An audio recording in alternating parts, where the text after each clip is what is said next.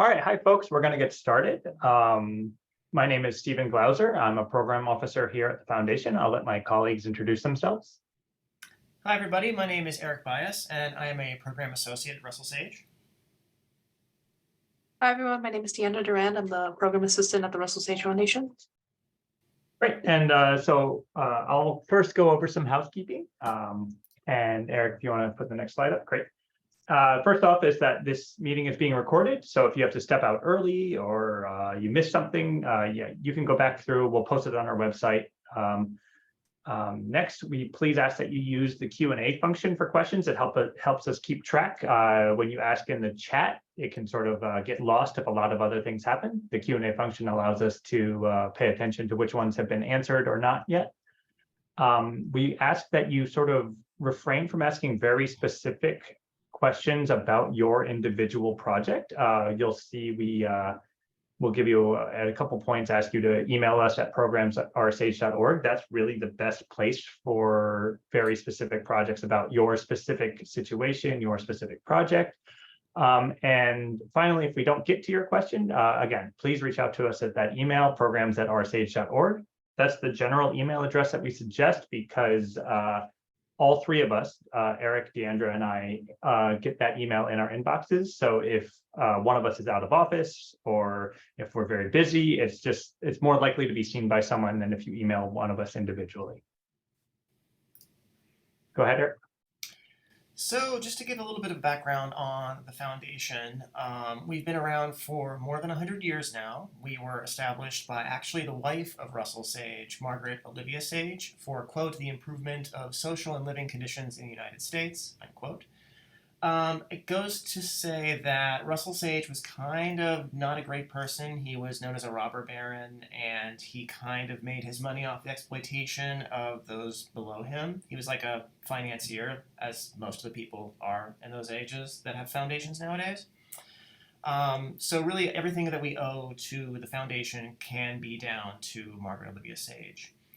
Back then, we had our hands in a lot of different pies, including social work, city planning, and public health, but post-World War II, we devoted ourselves entirely to social science research.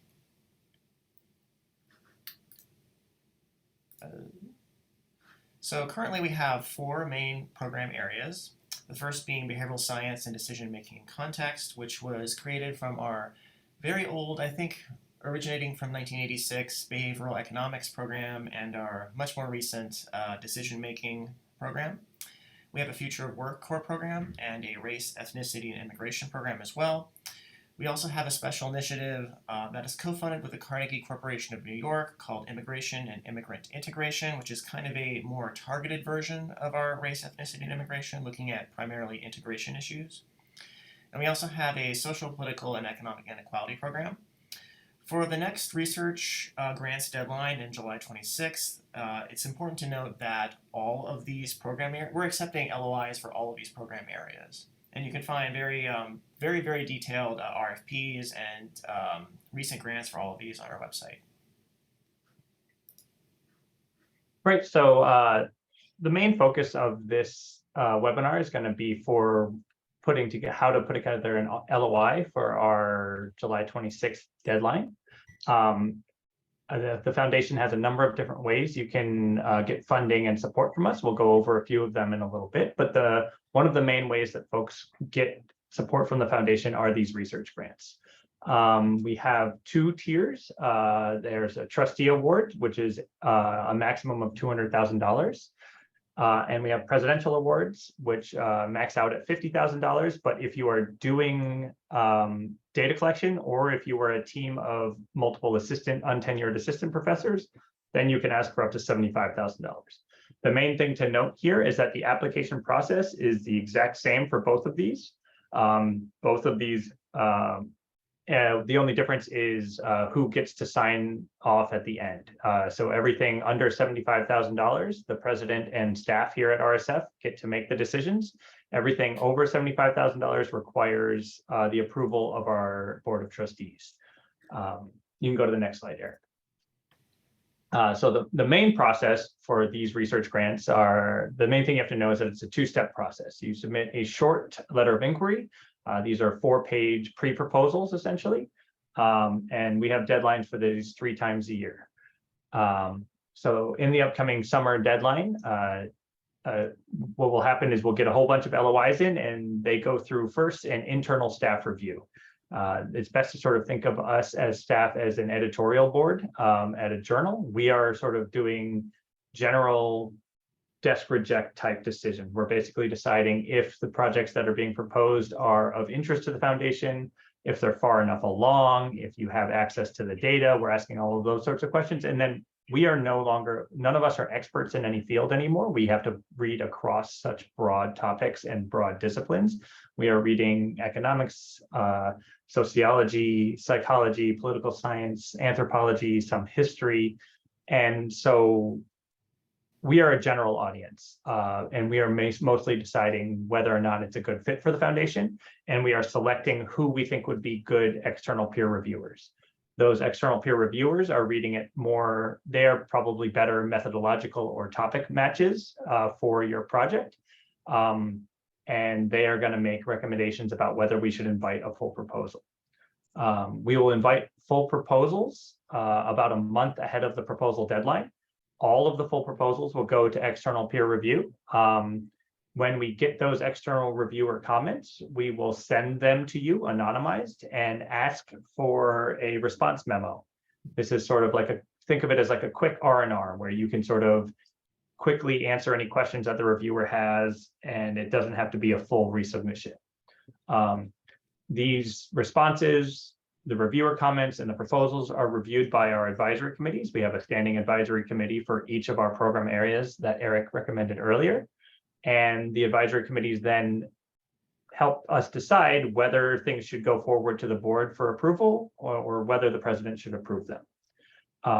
As a timeline, it's good to note that for this July's LOI deadline, those funding decisions will be made at our March Board of Trustees meeting, which means that grants can start in spring 2024.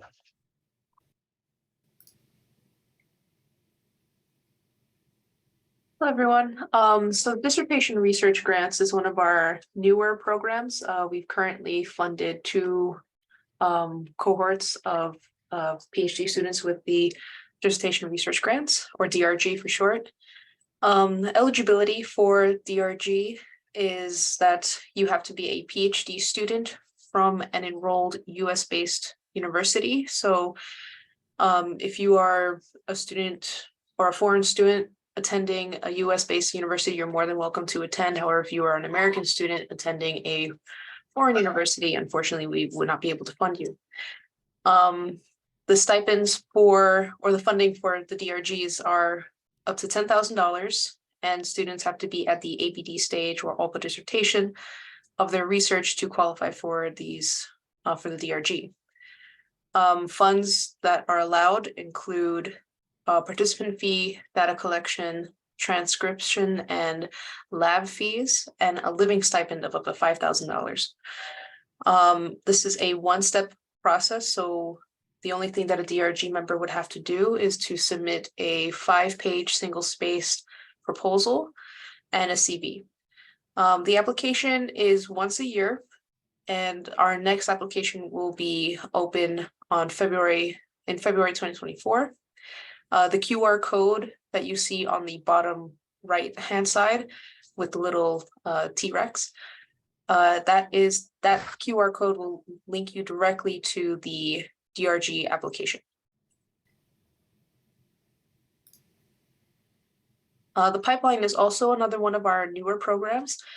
This one's been around a little bit longer. We've had 4 cohorts of pipeline grantees. For the pipeline grantees, this program is really designed to elevate young and new professionals in academia. And to qualify for this program, you would need to be a tenure track assistant professor, adjunct, or a teaching fellow who has not received RSF funding in the past. They are year-long grants of up to $30,000. Again, just like the DRG, it is a one-step process. So it is, but for this one, it's a 7-page proposal and the CV of the PI. What's unique about this program is that there is a mentorship program or component to this program. So you will be paired up with a senior scholar relevant to the project that you are working on with the pipeline grants. At the end of your year, you will have a capstone conference where typically in around June or July of the following year of your grant, we will have a conference where you can present your project. Funds for this can include summer salary, data collection, research assistance, course buyouts, and conference travel, and also includes travel to meet with your mentor as well, because we understand that is a pretty big highlight of our program, and we want to make sure that you and your mentor have as much opportunities to collaborate and meet with each other as much as possible. The next application, again, this is just an annual application, so it's only once a year, but the next deadline will be this November 2023. And likewise, the QR code on the bottom right has a link to the application. So sometimes there can be a little bit of confusion between the pipeline grants competition and our regular research grants, and this slide is basically just to iron out the differences between the two. Again, the pipeline grants competition has a one-step application process, whereas with the research grants, it's a two-step application, an LOI, and then a full proposal. The eligibility requirements for both are slightly different. For research grants, all you need to qualify is a PhD. You can be a postdoc, you could have a law degree, as long as it's a terminal academic degree, then you would qualify for a research grant, whereas for a pipeline grant, you would have to be an assistant professor or an early career scholar. And likely, if you've never received any kind of grant from Russell Sage in the past. These are also one-year grants for the pipeline. There's a 30K limit, whereas with research grants, we have a max of 2 years for up to 200,000. The budget categories for the two are slightly different as well. We're a little bit more forgiving with pipeline grants than we would be with research grants. Like, for instance, normally we would allow course buyouts for pipeline, and that's not something we would allow for research grants usually. And there's also, like Deandra mentioned, the mentorship component and also the capstone conference. And finally, between the two, research grants have 3 deadlines per year, whereas, as Deandra mentioned, pipeline grants only have 1 in the fall. So we have a couple of other funding mechanisms that might be of interest to folks on the webinar. We have a number of visiting fellowships, including our Visiting Scholars Program, which actually has a deadline of today at midnight if you're interested. And this is for folks that are 3 years post their PhD. And it's for residents in 224 and 225. This is actually a really interesting opportunity for folks because it allows you to come work in our offices for the academic year. If you're not local to NYC, we have an apartment building that we've leased that's only a block away. And it's a really unique time to collaborate with other folks in the cohort, bounce ideas off of each other, and really hone in and focus on work that you've either proposed to us or have been kind of sitting on the back burner in your current academic job for a while now. We also have visiting researchers and journalists. Visiting researcher is kind of like a version of the Visiting Scholars Program, except that it's unfunded. It's basically just depending on if we have office space for the year. And for visiting journalists, it's for journalists that are working kind of adjacently to the social sciences, and it's, again, another really great opportunity to have your work informed by the current cohort of the Visiting Scholar class.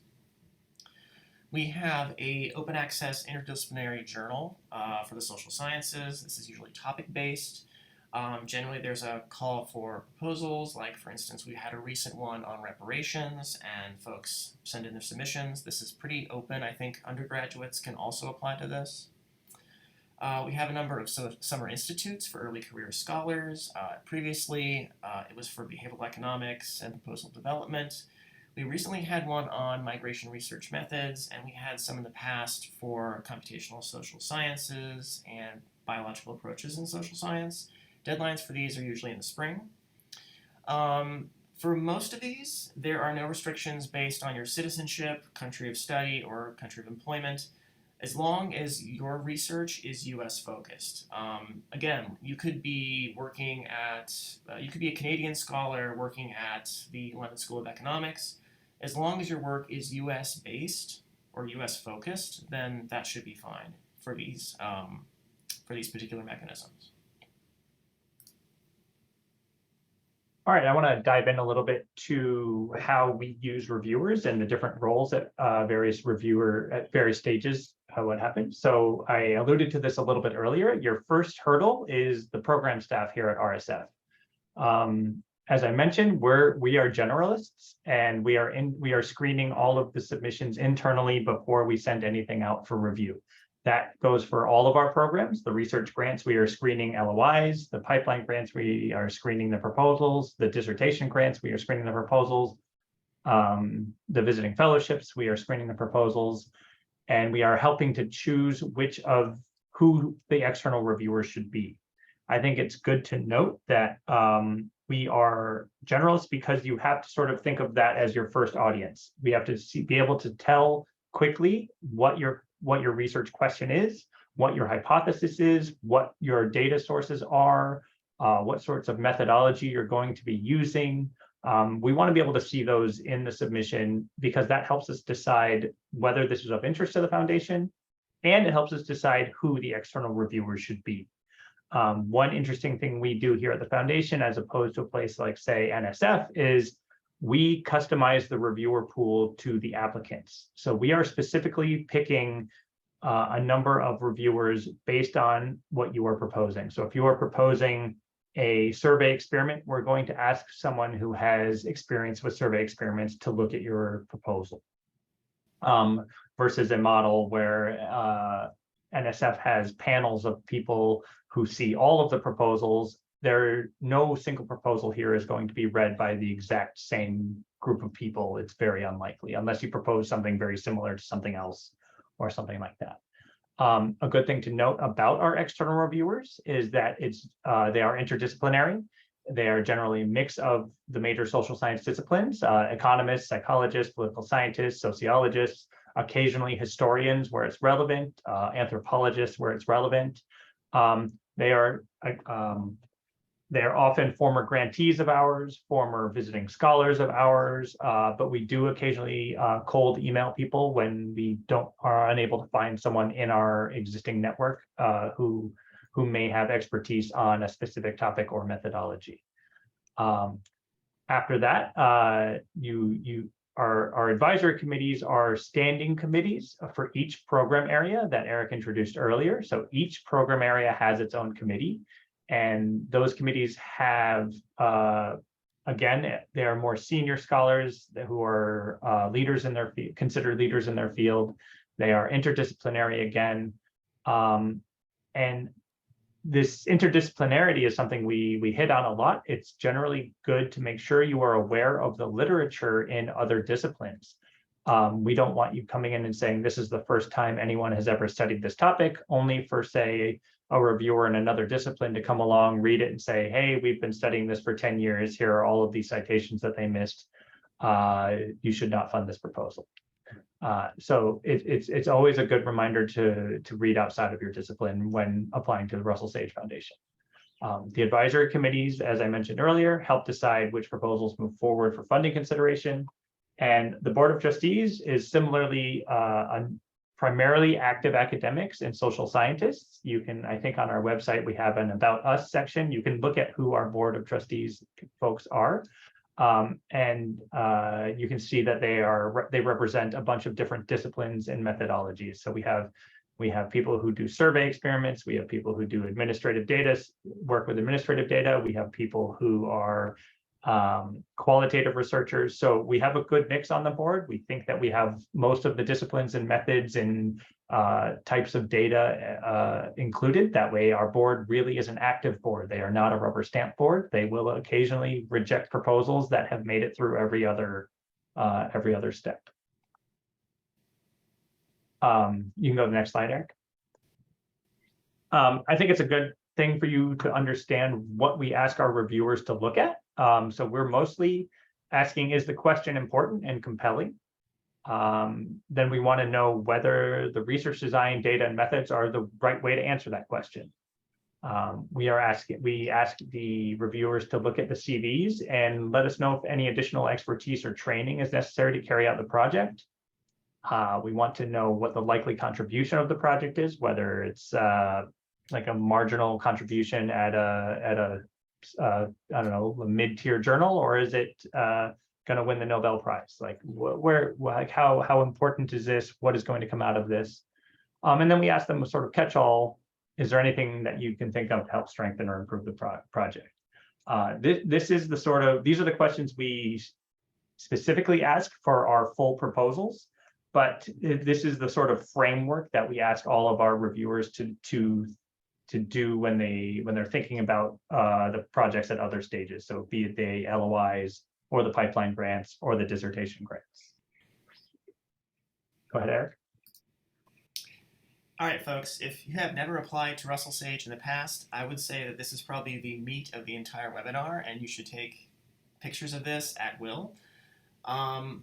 Tips and suggestions and best practices for how to apply to Russell Sage. First and foremost, we want you to make sure that your project is a fit with our funding priorities.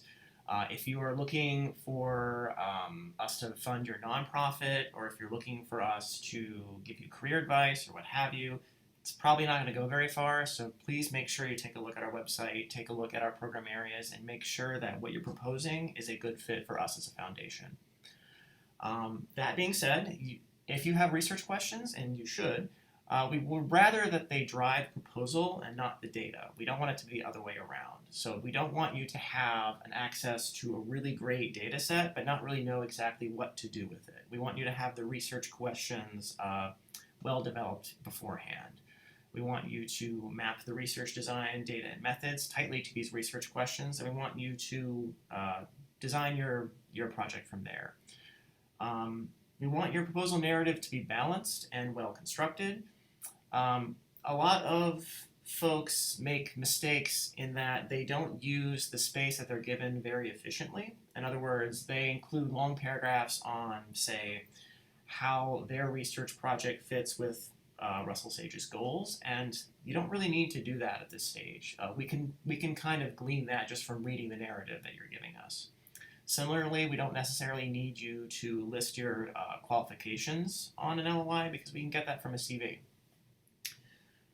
We want you, and this actually is going to allude to a lot of things that Stephen and Deanna have already mentioned, but we want you to provide enough information for reviewers to evaluate whether your methods are appropriate to answer the questions you're proposing, which essentially is another way of saying focus as much as possible on your research design and methodology. Similarly, we don't want you to overpromise or exaggerate on what your project will do. If you're proposing like a causal project, make sure that your language matches that. Don't use causal language if you're proposing a descriptive grant, which is something we do fund, but we just want your language to match what you're intending to do. We also want you to show an understanding of the strengths and limitation of your designs, methods, and analyses. It's fine to admit that there might be holes in where you're going with your project, because honestly, reviewers will probably pick up on that later on. So to note that you're aware of this beforehand, it's not a knock on you at all as an applicant to a grant. It's something that shows that you're aware of this and you're attempting to fill that gap in the literature and in the research.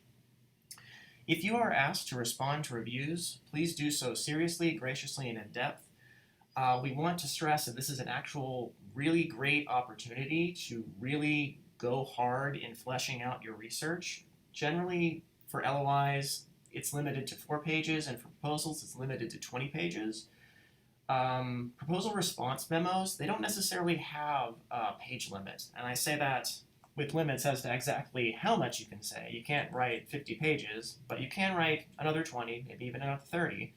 But it gives you an opportunity to include graphs, include more tables than you would necessarily be allowed in an LOI or proposal.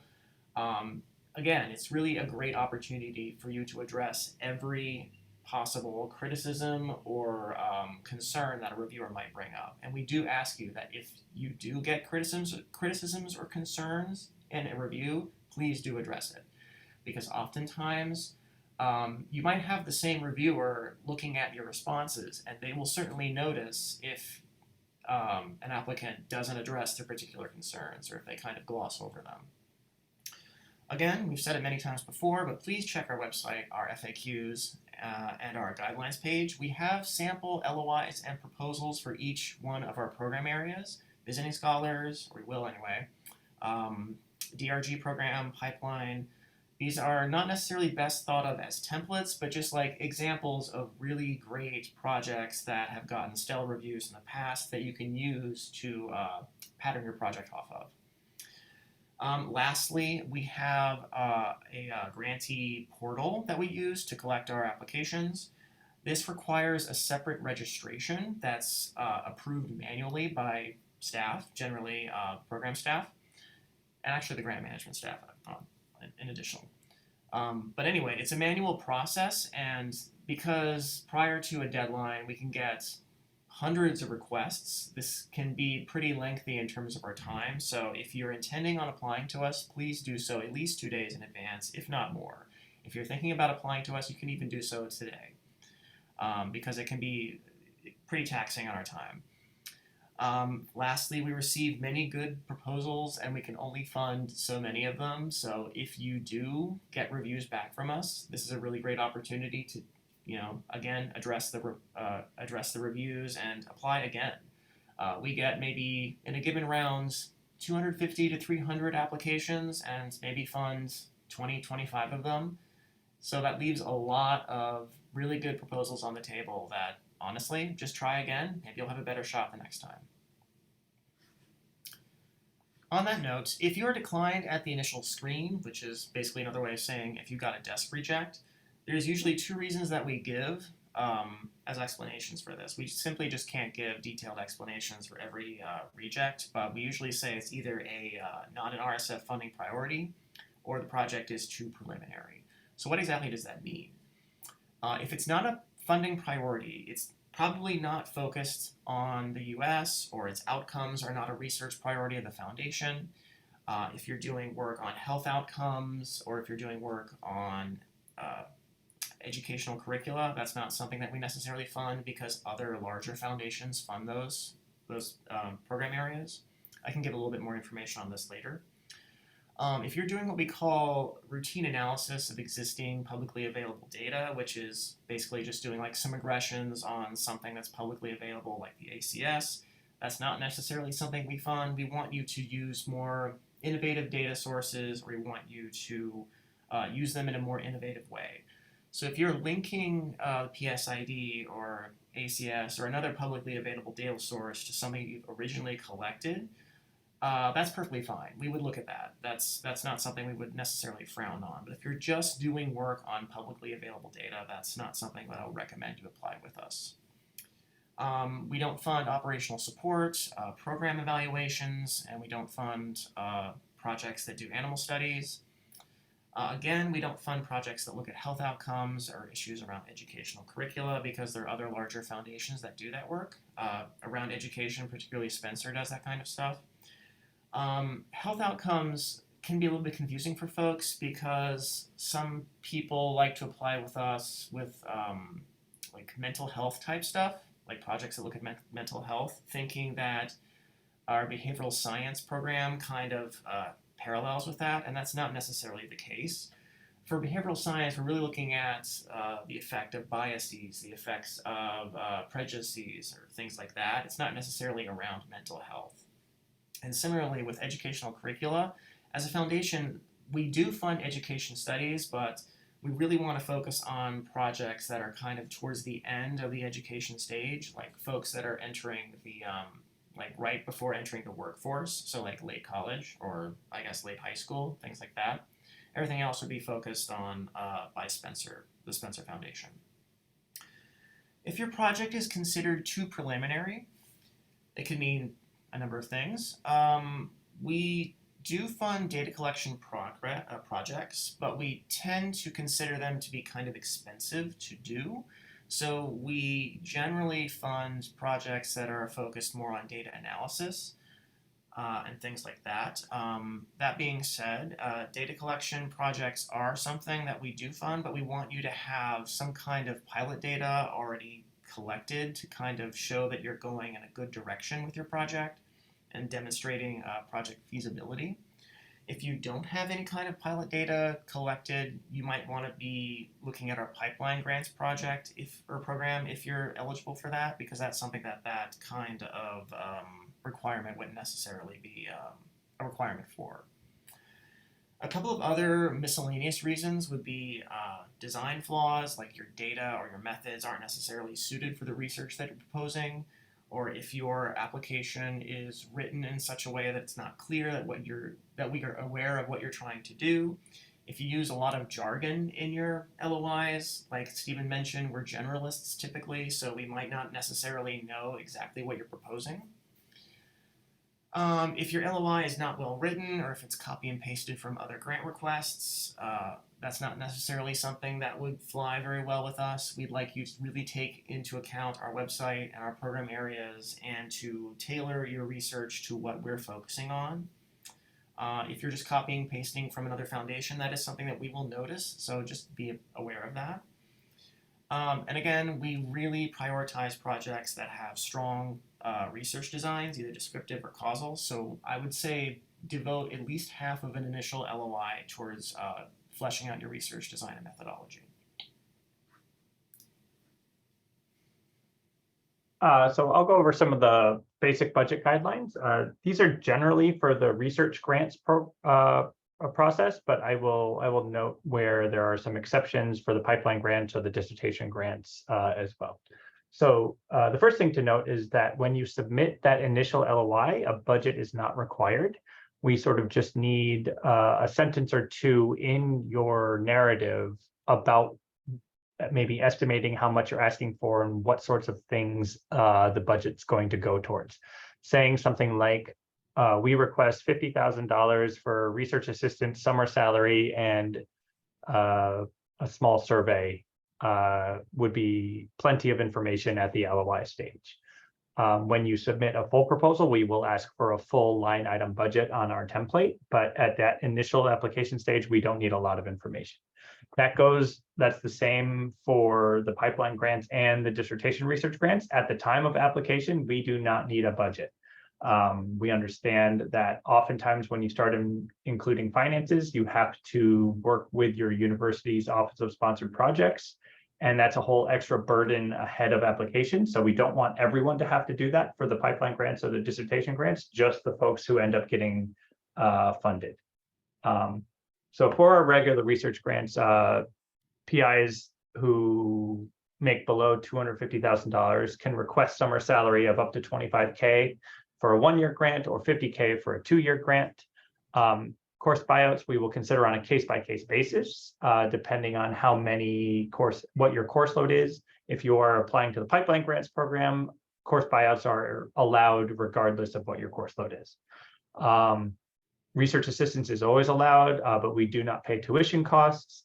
Crowdsourced workers and in general, any sort of incentives should be paid the minimum wage or $15 an hour, whichever is higher.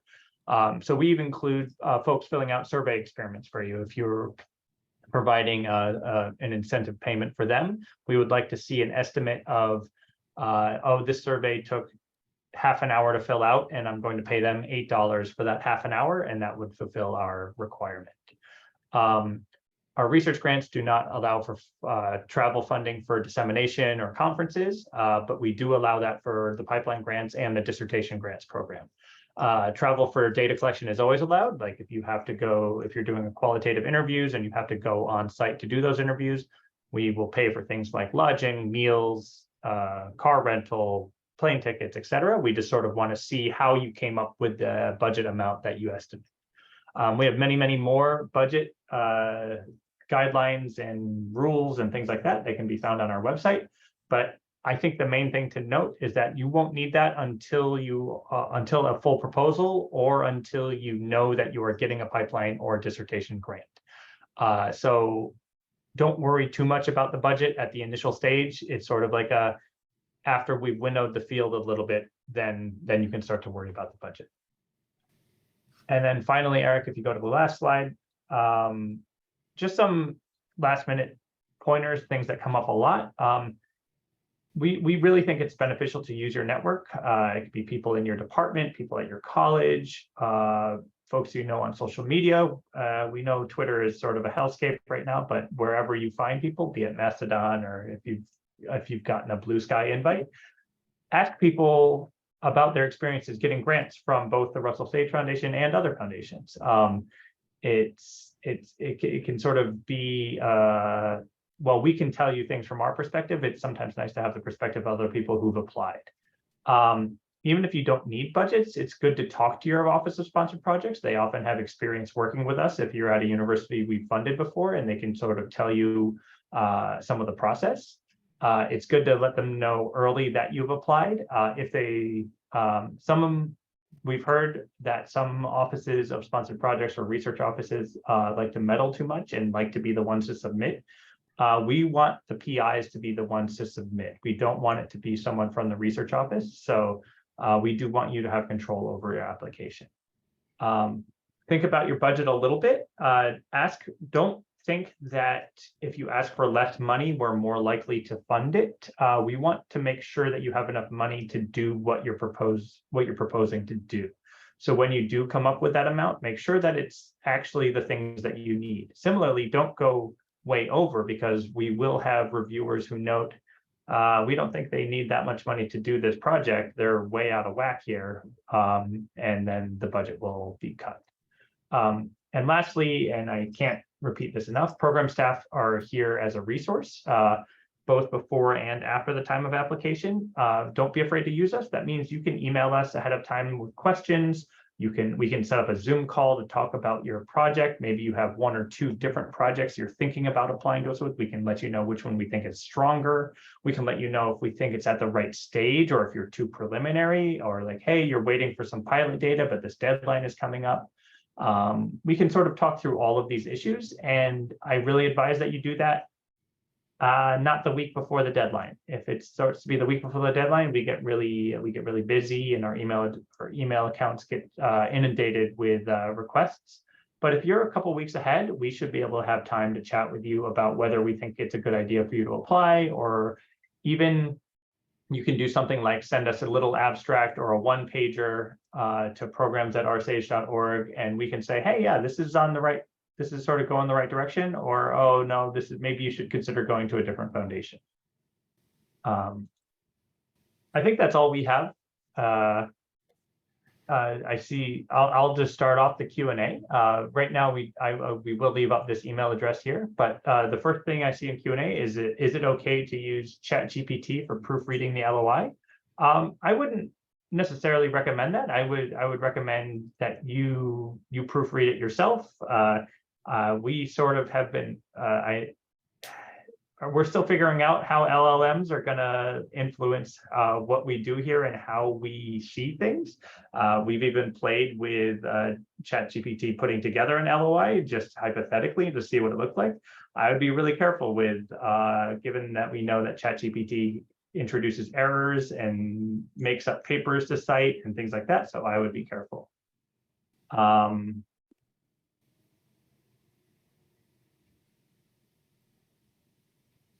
I can answer this question about if publicly available data is frowned upon, like the ACS, NHIS, can we give some examples of appropriate data? So I think some examples are, like Eric mentioned, if you are combining ACS data with something else, that can be more interesting, or PSID data with something else. Restricted data sets are a little bit more appropriate. Like if it's something that you have to get access to, that can be something at a census RDC. If there's a restricted portion of a data set, it could be proprietary data from like credit reporting agencies. So like we funded a few things looking at Experian data. It can also be original data sets. We do fund original data collection on occasion. If you are doing an original survey or an original survey experiment or qualitative data collection, those are also things that we are interested in. the frowning upon the publicly available data is mostly for our large research grants. We don't want people just running regressions on the ACS where they could download it for free. They didn't need to pay for the data access, and they can just run those regressions. There's a question about can RSF grants subsidize the % effort for full-time research staff, or is it just for research assistants? Yes, we do have a whole section on our budget guidelines for research staff, including like research professors, research administrators, and things like that. We can provide it. You would have to justify what they are doing, or sort of what they're doing on the project and things like that. But that is certainly an allowable expense.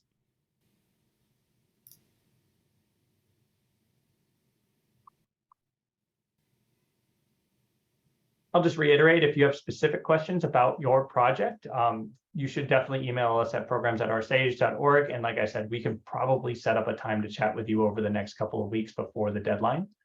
I can take some questions. Sure, go ahead if you see. Sorry, I'm trying to catch up on them. Go ahead. Someone is asking if we can give examples of qualitative research designs we funded previously. On our website, you can find lists of all the grants that we funded that have little descriptions as to their research design and methodology. So I can't give any examples off the top of my head, but you can certainly find them on our website under each area. I'll jump in. We're less interested in something like focus groups, and we're more interested in things like in-depth interviews, ethnographies. So I think that if you're proposing to do hour-long interviews with a number of people, that would be something that we're interested in. If you're proposing to do an ethnography, we could be interested in that. If you're even other qualitative data like open sort of questions as included as part of a survey, or various text analyses of submission of various qualitative data, those are also allowed. But as Eric mentioned, I would really recommend taking a look at our websites, like recently funded projects in each of our program areas. I will mention that our website is going under a redesign. I unfortunately don't think the new one is going to launch until January 2024. So while the current one is very old and not easy to navigate, it is still a good tool. So it is what it is at this point, but a new one is coming. So hopefully the new one is better. And honestly, sometimes it's hard to find the listed grants that have been made. So if you can send us an email to programs, I can just point you to where you're going directly. So just feel free to reach out. We have a question about using publicly available social media for text mining. We don't have limitations on that as a data source. I do think we have questions about the generalizability of social media data. Like if you're just scraping Twitter, we are not sure that the people on Twitter are necessarily representative of the American population. So we would want to see why that is the appropriate way to answer the question that you're posing. But we don't have any specific limitations on scraping publicly available comments on social media for text analysis or anything like that. But I would just really suggest that you think about, is this the correct data to answer the question that you're asking? And is this generalizable to the general population? We were actually talking about it the other day because we're all millennials and we don't know anyone who's on Facebook. So if you're talking about doing something with Facebook data, we're like, who cares? That's not anyone we know. So who is on Facebook? And so we have questions about those sorts of data sources.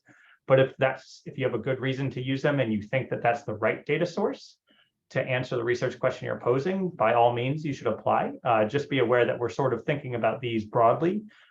We don't want you to just use Twitter data because it's available, or Facebook data because it's available, and therefore that's the easy way to do it. That's never a good enough reason.